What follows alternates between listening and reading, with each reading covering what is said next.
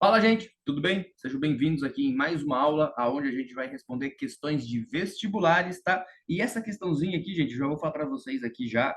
E se você não sabe qual é a universidade, ela é da UERJ. Opa, se você não sabe o que significa a sigla, fica comigo até o final do vídeo, que eu te conto no final do vídeo, né? Lembrando que nessa playlist aqui a gente responde questões de vestibulares o tempo inteiro de matemática, tá bom? Quem sabe daqui a um tempo a gente faz física também, mas por enquanto somente matemática. Então, se você sabe aí onde é a sua universidade, ela é uma universidade do tipo pública. Então, essa questão que está aqui é dessa universidade, inclusive, se eu não me engano, é de 2023, tá? Faltou uma alternativa aqui, mas enfim, a resposta está aí, a gente vai chegar na resposta que está ali. Gente, o seguinte, então, para responder uma questão de matemática, você tem que saber quais são os assuntos, né? Se você precisar saber os conteúdos, também tem no canal, basta você ir lá no canal e assistir os conteúdos, né? E o conteúdo que está aqui bem específico é o conteúdo de função, tá? A função de primeiro grau. Então, o que está descrito aqui nesse quadrinho é uma função de primeiro grau, e eu sei disso porque a função do primeiro grau é uma reta. Tá? E ali a gente tem duas retas, então a gente vai ter duas funções. Tudo bem? Vamos dar uma lida aí e a interpretada, porque é a primeira parte. Interpretação, beleza? E se você não é inscrito no canal, eu te convido a se inscrever no canal, né, para me ajudar aqui a ter mais inscritos, né, para saber que você gosta aí de matemática, ou pelo menos para saber que eu estou ajudando algumas pessoas, colocando esse conteúdo aqui no YouTube. Gente, aqui é o seguinte, então, ó. Observe o plano cartesiano no qual estão representadas as funções f e g. Se você olhar ali, o f, ele é a funçãozinha azulzinha aqui, ó. Tá descendo aqui, ó. Viram ela? E se você pegar a função g, ela é a função rosinha ali, subindo ali. Tá bom? Então, isso é a nossa interpretação, né? Só que se você olhar a pergunta, qual é? Ela muda um pouquinho, ó.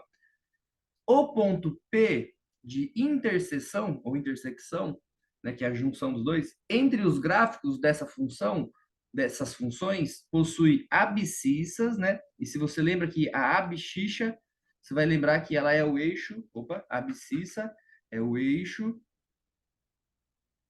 x, tá? Então, a abscissa W, cujo valor é... Então, o que é o W? Vai lá, olha no gráfico, tá? Vamos lá, gráfico aqui, ó. No gráfico, então o W está aqui, ó.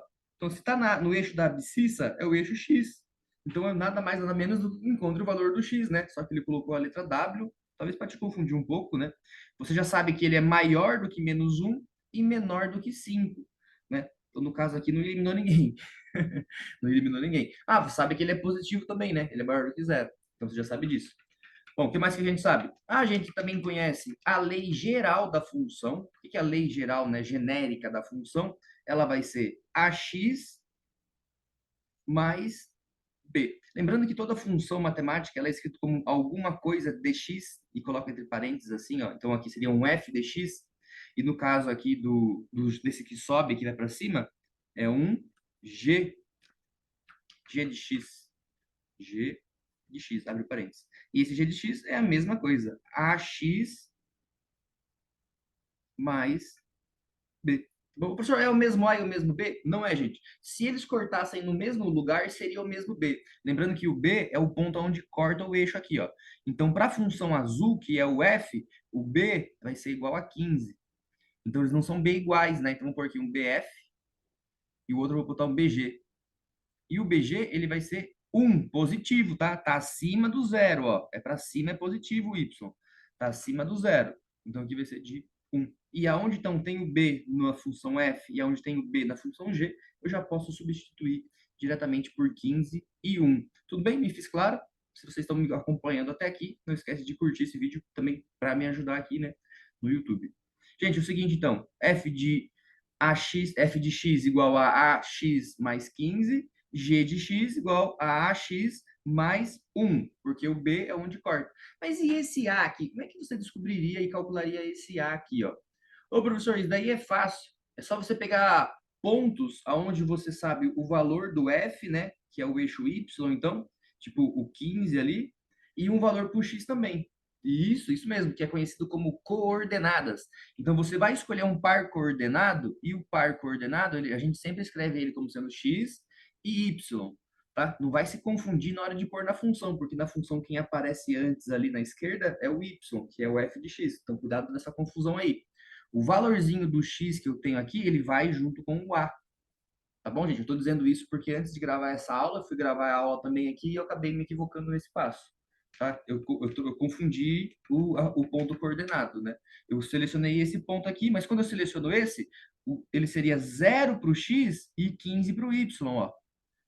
O que acontece? Ele vai zerar o meu x, então ele vai sumir esse valor e vai falar que a minha função é igual a 15, e realmente é, porque é o ponto onde corta ali, tá? Mas não é isso que eu quero saber, eu quero saber um ponto onde eu consiga descobrir o valor do a. Então eu vou pegar outro ponto, esse aqui lá embaixo, ó, que seria o x igual a 5, porque ele andou no x, ó, ele foi para frente no x, né? Se eu só subo, eu não ando no x. Então ele aqui nesse caso ele andou. Ele foi até o 5, então ele é o x igual a 5 e o y, como ele está exatamente no horizonte, no chão ali, o y é 0, tá? E o y ele é o f de x, tá? Que é esse ladinho aqui. Então eu vou ter 0 igual a ax, e o x não é x, né? O x é 5, então eu tenho a vezes 5 mais 15. E eu quero que vocês notem uma coisa bem legal, gente, porque o a ele representa a inclinação da reta. E se você olhar o f, o f, o que, que ele é? Uma função que está com a inclinação negativa, né? O ângulo que eu tenho aqui com o x, ó, ele é para baixo da linha horizontal, tá? Esse ângulo θ que eu estou colocando aqui, ele é para baixo. Então, se você olhar ele ali, está negativo. E olha o que acontece quando eu resolvo essa minha expressão numérica que eu estou resolvendo agora. É 0 para o y, 5 para o x. Somente tem o a ali, então, para eu descobrir o valor dele, basta deixar ele sozinho, né? Eu vou fazer o seguinte, eu vou pegar o 15 que está positivo, vai para o outro lado negativo, né? Eu tirei 15 dos dois lados. Igual a menos 15, e aqui vai ficar 5a. Tem pessoas, gente, que aqui já resolve. Fala, um número que vezes 5 dá menos 15.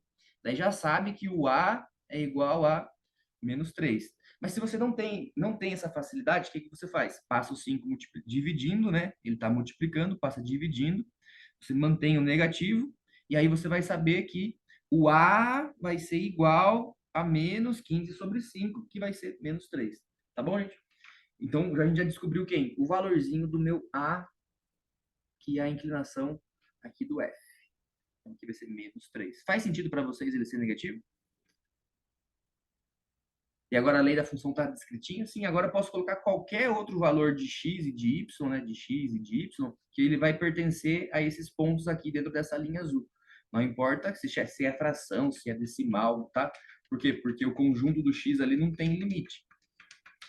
Ele é um conjunto infinito. Tá, e a função g, professor? É o mesmo a? É mesmo, né, gente? Vamos diferenciar aqui, então. Vamos pôr um ag. Para calcular a função g, eu vou utilizar o mesmo processo. Só que eu não vou pegar esse ponto aqui. Cuidado que foi aí que eu errei, hein? Esse ponto aqui, ele tem o x igual a 0, por quê? Porque ele não foi nem para frente nem para trás, ele está sobre o x igual a 0, que é o eixo y, né? Ele está exatamente aqui em cima. E ele subiu no y 1. Então, ele vai ser 0 e 1. Se você fizer isso, dá aquele mesmo erro que eu fiz anteriormente, tá? Então você tem que selecionar o outro ponto, que é esse de baixo aqui, que ele é o menos 1 para o x, né? Ele voltou um pouquinho no x e ele subiu no y. Não, pô, então ele é 0 para o y, o que ajuda a gente muito, porque vai zerar a parte que é do y ali, que também é conhecida como lei da função, né? Que é o g de x. Esse g de x, então, é 0, eu já descobri ele aqui.